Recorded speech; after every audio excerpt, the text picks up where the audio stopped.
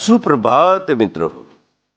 अंतरंग या सदरामध्ये मी विठ्ठल शितोळे आपणा सर्वांचं मनपूर्वक सहर्ष स्वागत करतो. वास्तवाचा विचार करून जगण्यातच खरा आनंद आहे मंडळी. बाकीचा मोठेपणा हा जगासाठी मांडलेला देखावाच असतो.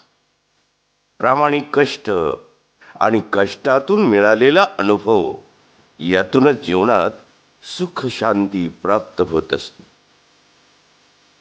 जीवनात हसणे रडणे अटळ आहे. फक्त हेतू शुद्ध निरपेक्ष आणि परोपकारी असला सगळं सुंदर आहे. स्वतःसाठी रडणं हा स्वार्थ आहे. दुसऱ्याला रडवणं निंदनीय आहे. मात्र दुसऱ्यासाठी रडणं प्रेम आहे. हसणे फार सुंदर आहे. दुसऱ्याला हसवणे याहून सुंदर आणि वंदनीय आहे.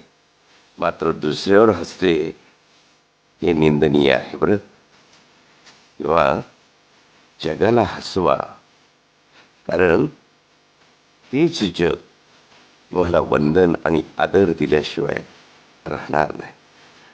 वंदन केल्याशिवाय राहणार नाही. वंदनीय व्हा, आदरणीय व्हा.